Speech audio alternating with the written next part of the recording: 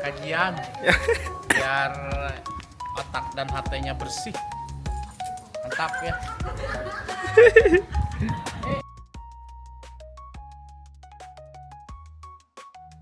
Yang kita cintai. Coba, sudahkah dalam diri kita selalu mengingat-ingat Allah dimanapun kita berada, sedang berbaring, sedang berdiri, dan sedang dalam kondisi apapun, apa kita ingat kepada Allah? Ataukah dia akan selalu mengingat-ingat Allah dimanapun berada? Kemudian timbul rasa rindu, cinta, dia akan meninggalkan perintah dari zat yang dicintai. Kita sholat, talangke atau mengabaikannya. Kemudian perintah sahur tidak dilaksanakannya. Itu indikator bahwa dia tidak mencintai zat yang maha segala-galanya. Kemudian ada kecemburuan. Artinya Allah tidak ingin dia diduakan, bukan diduakan, bandingnya atau pemberatnya. Kan kita jaga yaumil akhir itu kita akan timbang, ada mizan. Nah, untuk dosa syirik tidak akan terhapus, karena bagi umat Islam dari sholat fardu ke sholat fardu adalah menghapus dosa. Ibadah saum ke ibadah saum lainnya menghapus dosa. Dari umroh ke umroh, dari haji ke haji adalah menghapus dosa. Dosa syirik mah tidak bisa diampuni oleh amalan-amalan tersebut. Yang wayahna ketika dosa syirik maka harus syirik itu tipis. Digambar sebagai semut hitam yang berjalan di atas batu hitam ketika gelap malam. Coba kita tengok itu. Itulah perbuatan syirik tipis bisa. Ibu-ibu yang dititipi amanah rahim oleh Allah, sungguh luar biasa itu, karena menitipkan amanah kasih sayang itu pada ibu. Bapak-bapak tegadu rahim.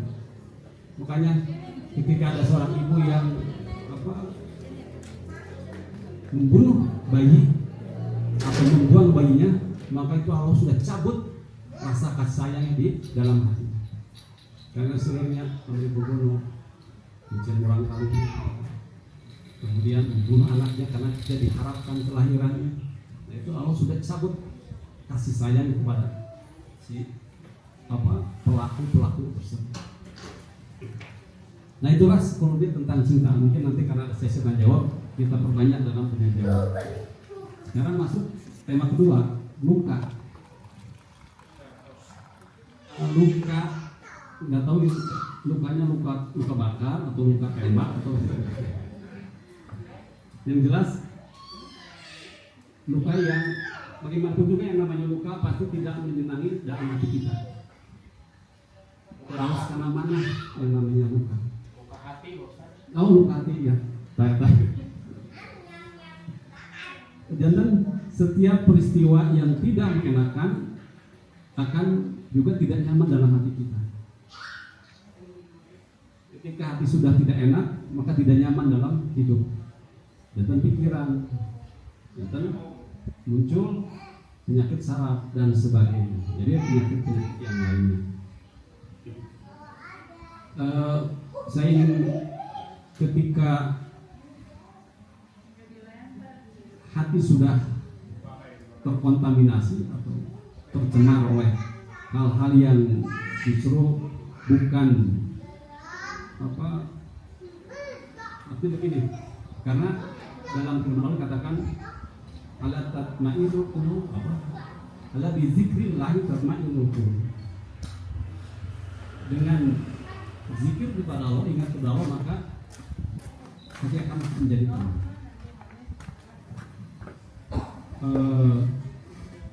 Luka yang kita abaikan, nanti tadi saya sudah menulis beberapa kutipan.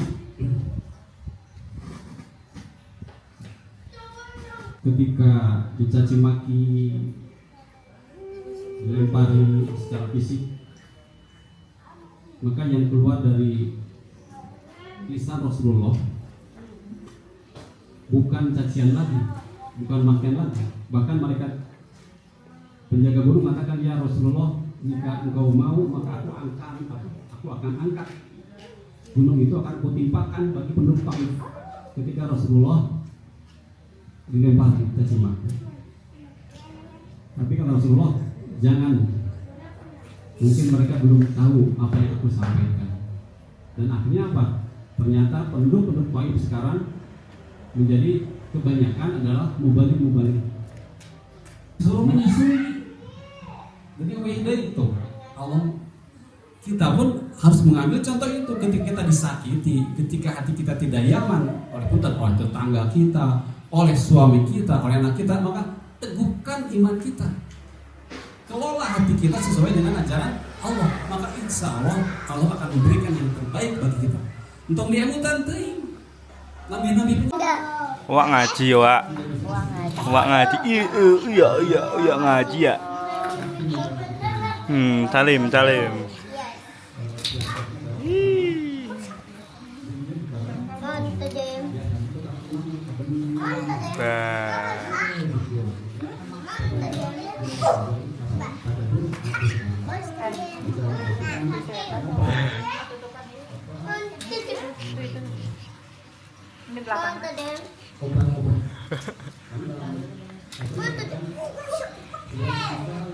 Kenapa dipegangin?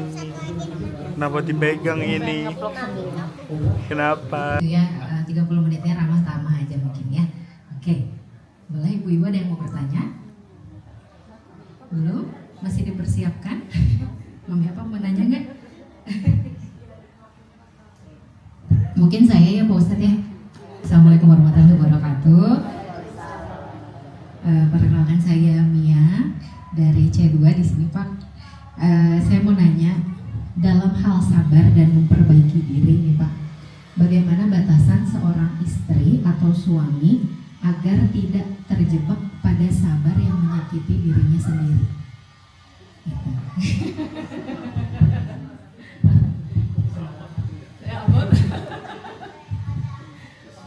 Kadang kan ada istri yang nggak apa-apa deh, disabar-sabarin aja, ditumpuk tapi akhirnya kan stres sendiri gitu kan. Nih relate ya ibu-ibu ya. Gitu Pak.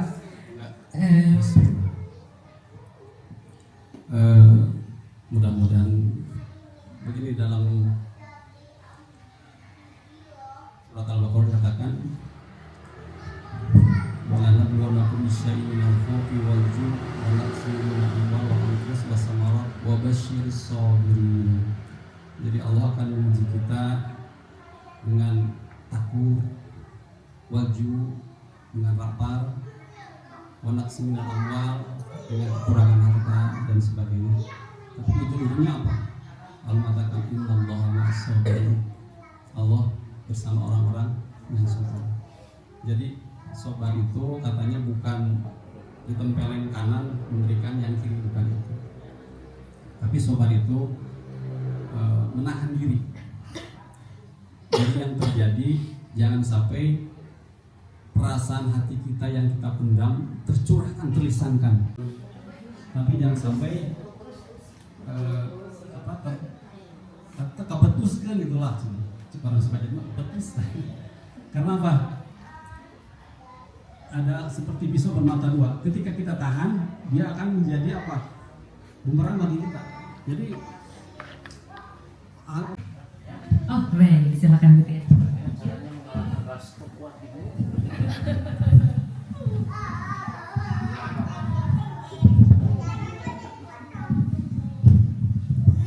Assalamualaikum warahmatullahi wabarakatuh, Pak Ustadz. Ini dengan tema kita yang terakhir, takdir. Nah, bagaimana Pak Ustadz, katanya takdir, maut dan jodoh itu udah diatur sama Allah Subhanahu wa taala. Kenapa masih ada perceraian? Apakah jodoh itu ada banyak atau bagaimana? Terima kasih. Tadi diungkapkan bahwa ketika ditiupkan ruh maka Allah tetapkan tentang jodoh, kematian, kemudian rezeki manusia itu. Nah, pertanyaannya tadi, apakah perceraian itu merupakan takdir itu? Apakah jodoh kita itu?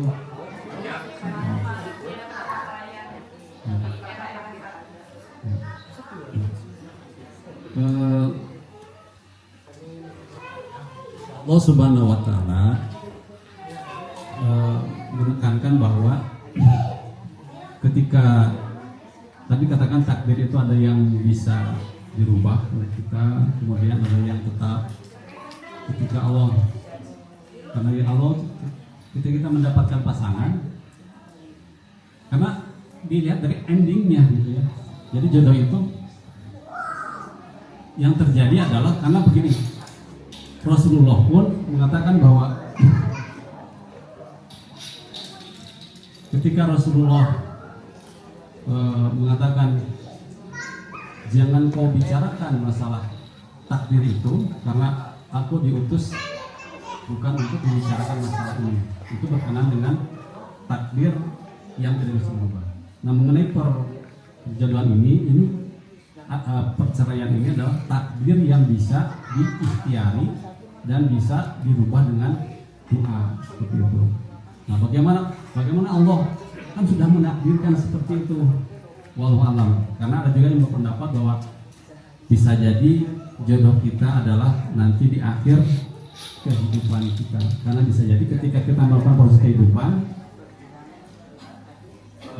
ada unsur-unsur yang bisa merubah kita menuju takdir itu. Jadi, bisa jadi perceraian merupakan jalan dari Allah kepada kita untuk mendapatkan misalnya jodoh yang lainnya. Bisa jadi di akhirat nanti kita akan mendapatkan jodoh yang sesuai dengan harapan kita. Kalau memang terjadi perceraian seperti itu, kalau ditakdirkan ada terjadi perceraian. Kalau tidak terjadi, maka mungkin itulah jodoh kita yang diberikan Allah kepada kita.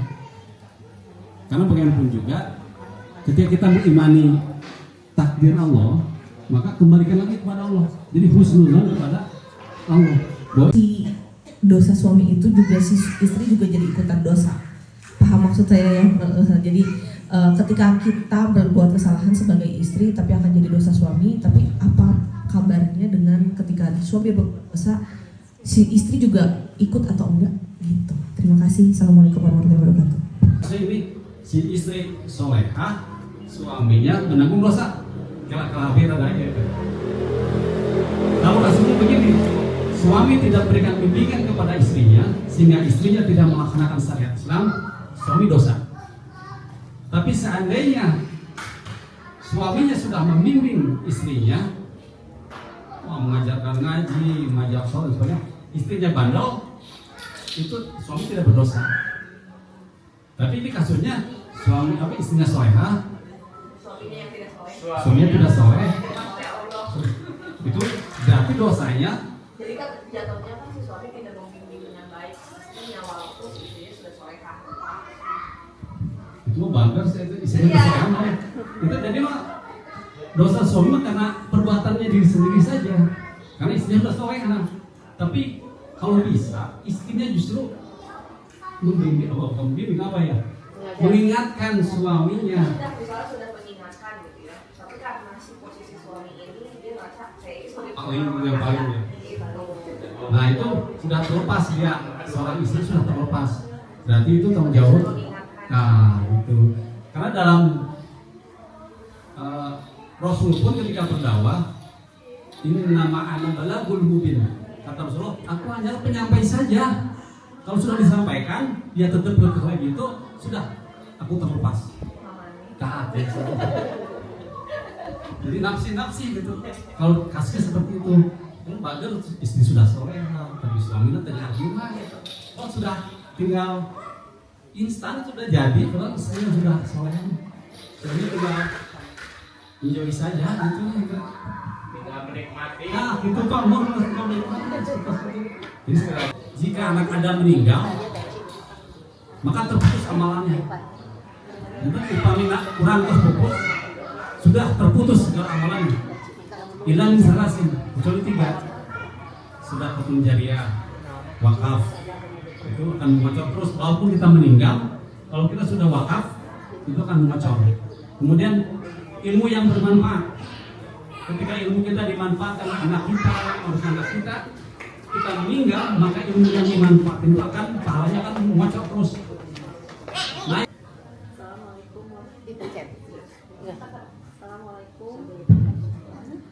Assalamualaikum warahmatullahi wabarakatuh. Pak Ustaz, punten, pada itu maros gitu, pada sebelah di Sawios, ya mengenai lingkup keluarga dan Ustaznya, di sana kita itu kan cinta ya terhadap suami, terhadap anak. Nah, kita tuh cinta banget ke anak kita gitu ya. Sewaktu-waktu anak kita itu mengecewakan kita gitu.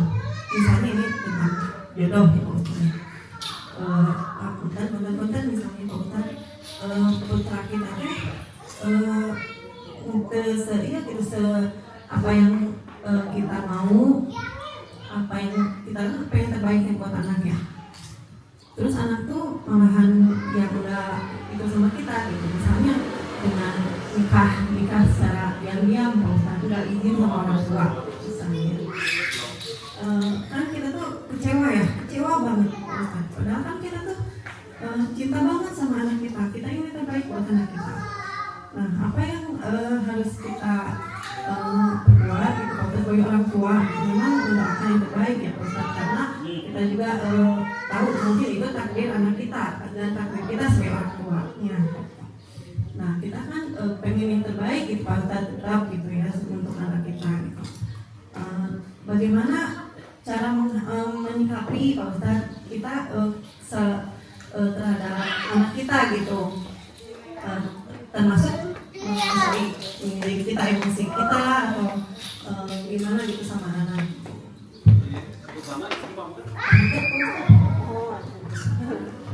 Mohon maaf sakit mata Pak Ustaz yang lebih pencerahan Pak Ustaz.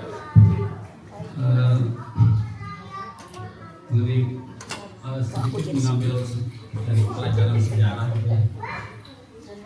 Bagaimana kita kadang-kadang selalu merasa kecewa akan perilaku orang-orang terdekat kita yang kita cintai, termasuk ketika masa Nabi Nuh merasa kecewa ketika anak-anaknya tidak mengikuti dakwah Nabi Nuh, yaitu tidak mengikuti tenggiri karena parahu. Sedikit tapi ngambil kisah dulu.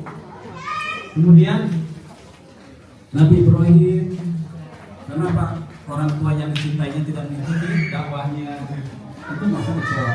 Kemudian Rasulullah,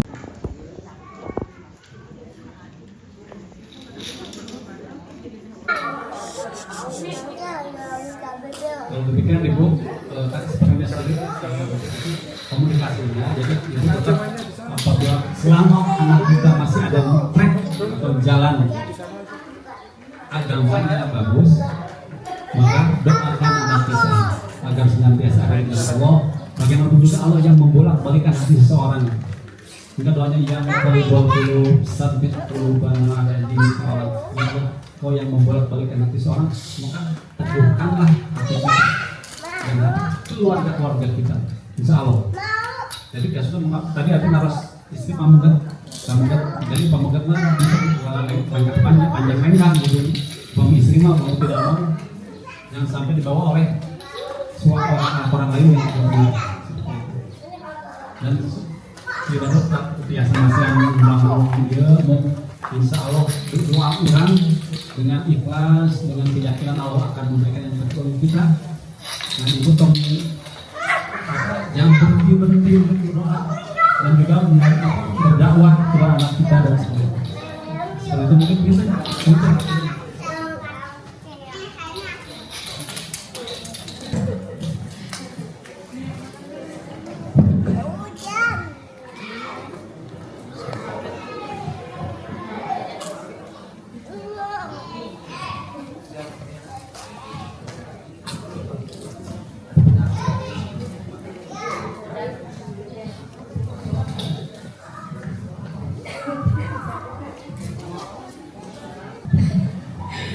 alhamdulillah. Belum selesai, ada yang mau bertanya lagi, Bapak Ibu? Sambil dicicipi makanannya, Masya Allah ya. Mengharu biru tadi pertanyaannya. Kita juga yang dengarnya, Masya Allah. Masya Allah ya Bu, kita sama-sama. Iya betul, kita kirim doa terus untuk anak kita ya Bu ya, Insya Allah. Bapak mungkin ada yang mau ditanyakan? Boleh dong Bapak-Bapak dong, tadi ibu-ibu semua nih. Pak Yosef atau Pak Obed, Pak Asep. Oke, terima kasih. Assalamualaikum warahmatullahi wabarakatuh. Pak Ustaz, ternyata sulit ya. Saya rasakan ketika kita berbicara atau mencoba ulangan. Seringkali kita ini sederhana aja, seperti yang diucapkan oleh Pak Ustaz tadi, banyak hal yang kita lakukan dengan takbir segala macam. Ya.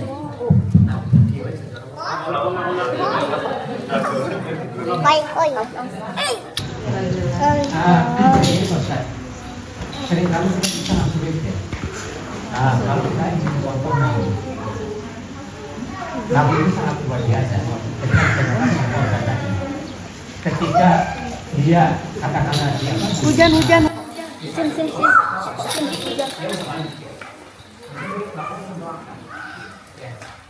Kalau kita sampaikan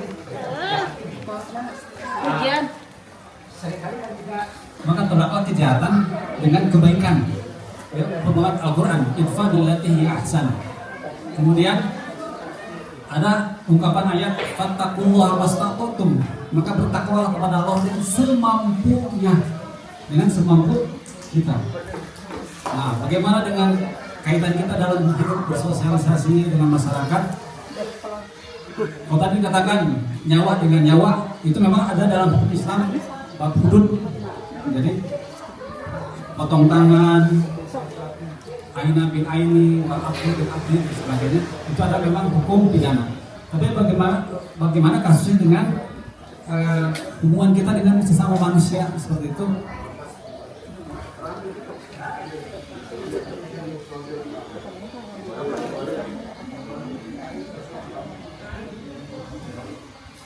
Rasulullah pernah dicaci maki, kemudian pernah kita ngahwapan orang yang buta, orang Yahudi yang buta dihuapan ke Rasulullah. Sambil dihuapan si orang buta itu mencaci maki Rasulullah. Nah, si Muhammad cuma dijelek-jelek, padahal yang mahasiswa itu adalah Rasulullah. Dia tidak tahu bahwa yang menyuapi itu adalah Rasulullah, tapi tetap aja menjelek-jelekan Muhammad. Terus hingga ketika Rasulullah wafat, para sahabat menggantikan untuk menyuapi itu. Nah, kemana kemarin yang suka menyuapiku, kata si orang buta Yahudi itu, sudah meninggal, dia adalah Muhammad Rasulullah. Untuk gebek, ternyata yang suka menyuapi itu adalah yang suka dijelek-jelekan oleh dia. Itu sekaliber Rasulullah. Bahkan Rasulullah ketika keluar dari rumah suka jalannya itu disimpan duri, jadi entah juga itunya seperti itu. Bahkan ketika sholat punggungnya dilempar oleh kotoran unta seperti itu. Tapi bagaimana Rasulullah yang membalasnya dengan kebaikan-kebaikan? Karena apa? Hatinya sudah terbina. Bahkan ketika kecil Rasulullah sebelum menjelang dewasa, kalau tidak salah dalam tarikh Islam itu hatinya itu dibedah, kemudian dicuci oleh para malaikat, kemudian dikembalikan lagi. Ketika dalam asuhan Halimatus Sa'diyah, ini berarti hati Rasulullah sudah bersih. Nah, kumah ayeuna kita tangkap pakai truk wae nah, nyega disegak deh seperti itu. Mangga nyanggakeun gitu. Tapi kalau bisa fattaqullaha mastata'tum, semampunya kalau bisa tahan. Karena bisa jadi orang yang telah idfa billati yahsan, bisa jadi orang yang telah menyakitimu, apabila dibalik respon yang kita kebaikan akan berbalik untuk menjadi baik seperti itu. Mungkin eta banget dalam kaidah Islam apa bukan, tapi walau alam di lapangan itu terang medannya bagaimana itu. Tapi yang jelas usahakan keburukan balas dengan kebaikan seperti itu. Kita panggil Pak, selamat berjuang Pak. Enggak, temanya cekap aja.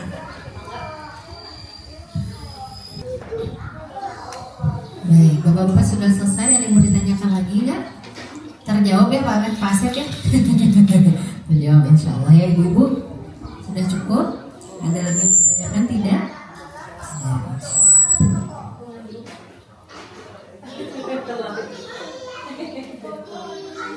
Baik, alhamdulillah Bapak Ibu semuanya, kita sudah di penghujung acara majelis ilmu pagi ini dengan tema antara cinta, luka, dan takdir.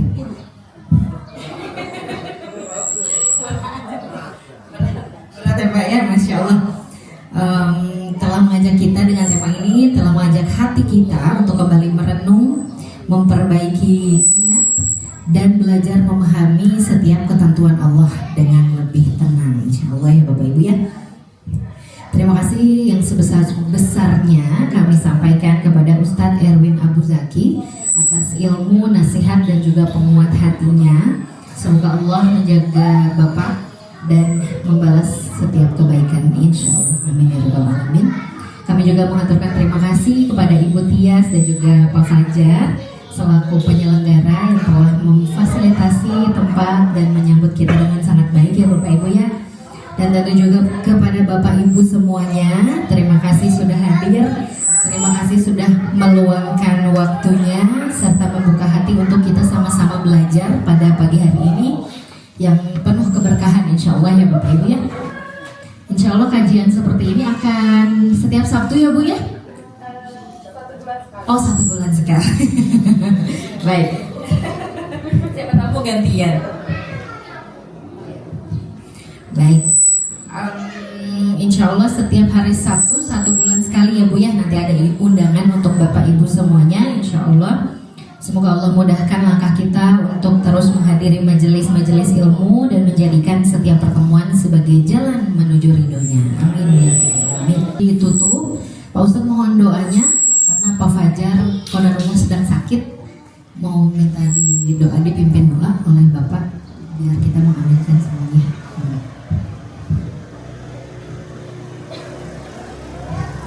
Kita berdoa bersama-sama, kita bersihkan hati kita, kita memohon kepada Allah Subhanahu Wa Taala. Insya Allah ada di antara kita yang doanya mustajab kepada Allah Subhanahu Wa Taala. Allahumma salli wa sallim wa barik alaihi ya rabbal alamin. Ya Allah ya Rabb, kami berkumpul di sini ya Allah mengharap ridho-Mu.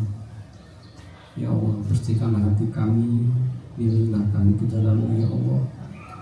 Jadikan hati kami hati sebagaimana Rasulullah menyikapi peristiwa-peristiwa yang terjadi di kehidupan.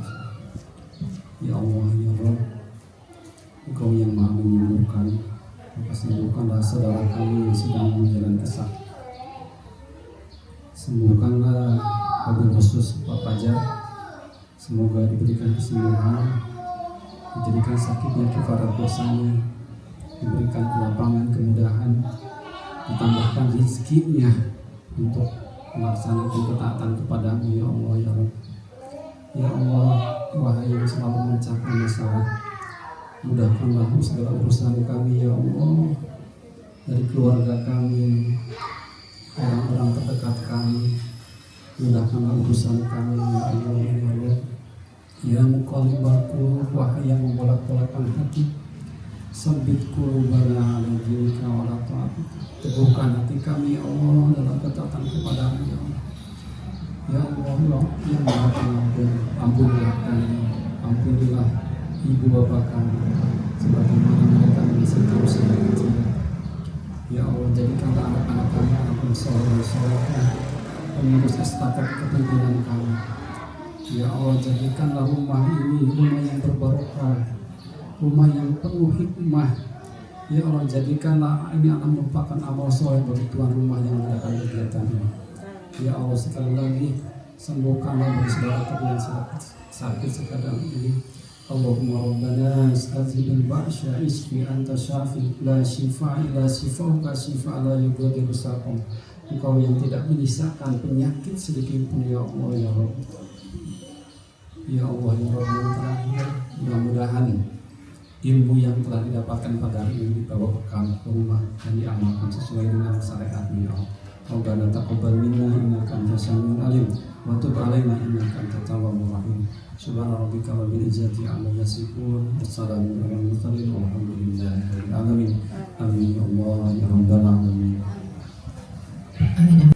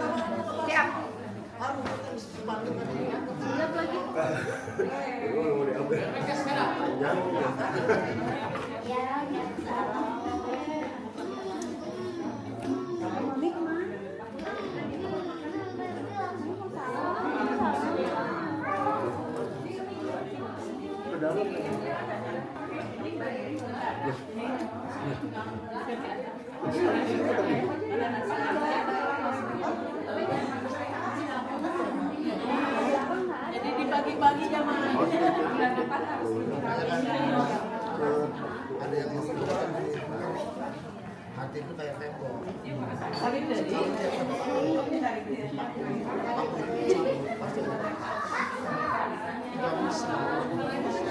yang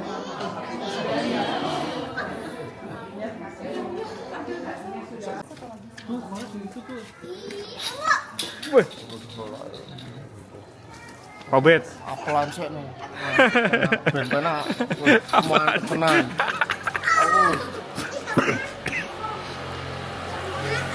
Apaan tuh Mas? Yo. Alhamdulillah pengajiannya sudah selesai. Sekarang kita makan-makan bersama bakso. Kita panggil tukang bakso ini langganan ya biasa. Tukang baksonya langganan. Jadi dari rumah Kang? Iya. Langsung dipanggil tadi langsung telepon. Kang keren. Keren ya. Kita makan bakso bersama dulu. Berkah. Kajian tuh bawa buku, nyatet. Ini alhamdulillah.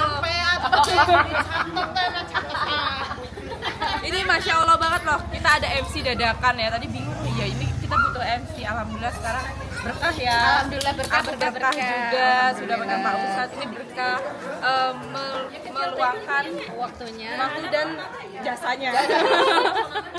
Jasanya benar-benar bulan depan gitu ya nih ya. boleh insya Allah. Kalau nggak Berarti sedekah jasa ini namanya, masya Allah. Berguna bagi semua. insya Allah berkah. IG-nya dong, IG-nya kalau mau. Oh ya, betul IG-nya @mia_audina_mc. Ada di bawah ya. Yang mau cari MC. Don.